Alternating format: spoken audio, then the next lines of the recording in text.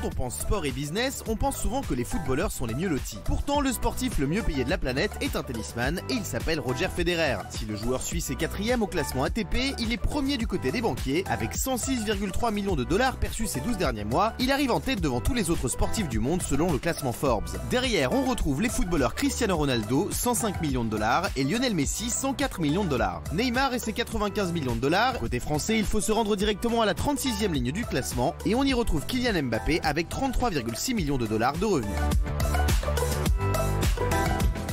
Je ris, je vous dis pas parce que je suis avec Nourdine dans l'oreillette et Nourdine me dit j'ai un sondage derrière.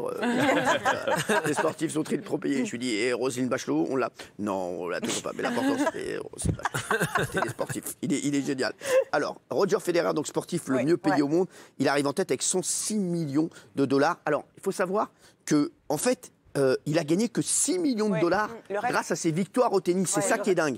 Il a gagné donc 100 millions de dollars grâce à ses recettes publicitaires. C'est ça qui est complètement fou, dont son contrat exceptionnel avec Uniqlo, voilà, qui était de 300 millions de dollars sur quelques années. Donc déjà ça fait le truc.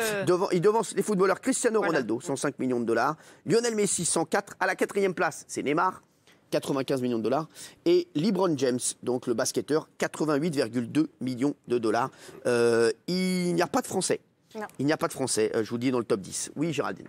Non, mais c'est vrai que c'est Roger Federer, c'est avant tout maintenant, évidemment, c'est un immense champion, il a gagné 20 grands chelems, mais c'est surtout une tête de gondole, effectivement. Il est Mercedes, Line, Barilla, enfin c'est incroyable. Rolex. Il a des contrats absolument mirobolants, et même, je crois qu'il a même un contrat à vie.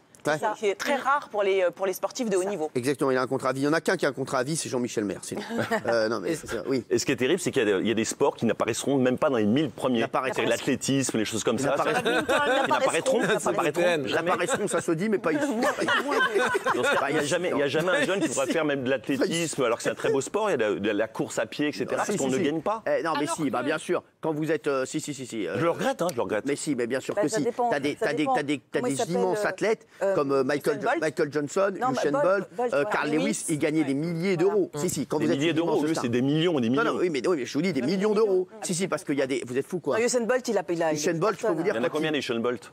Oui, mais alors, il y en a combien des joueurs de foot? Il y en a plein sur les 1000 premiers. Mais non, mais attendez, moi, je m'occupe d'un club de foot de National 2. L'Atlético Madrid. Le plus gros, oui. De Marseille. Marseille, oui, exactement. Et je vais vous dire, le plus gros salaire du club, ça doit être. Alors, c'est un très beau salaire, mais ça doit être 4 000 euros.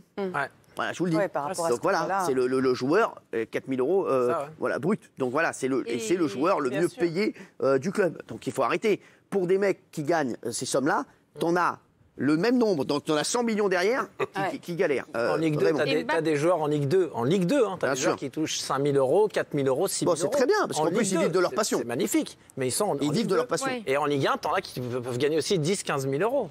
Et Mbappé, c'est l'inverse de Federer, c'est-à-dire que tout l'argent qu'il touche, lui, vient des matchs et non pas du sponsoring. La tendance s'inverse. Mais exactement, merci Yvette. Ce qu'a noté, je crois que c'est la première fois que ça arrive, les 3 premiers ont déjà plus de 30 ans. Les sportifs de haut niveau.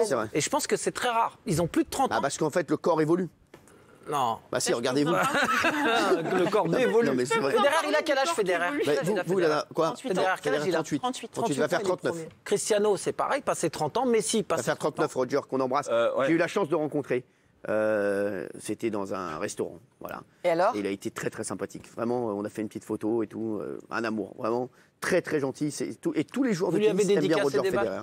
Vraiment, il est très sympa. Et j'embrasse bien sûr tous les joueurs qui nous regardent, parce qu'ils sont très nombreux, des joueurs de tennis à nous regarder, et j'espère que vous allez pouvoir reprendre bientôt, bien sûr, votre sport, et normalement Roland Garros en septembre. Oui, c'est ça. Je vous aime beaucoup, mais quand on dit qu'il a 38 ans, vous dites il va faire 39, c'est rare qu'on saute un âge, on passera avant de 38 à 40, donc c'était assez logique.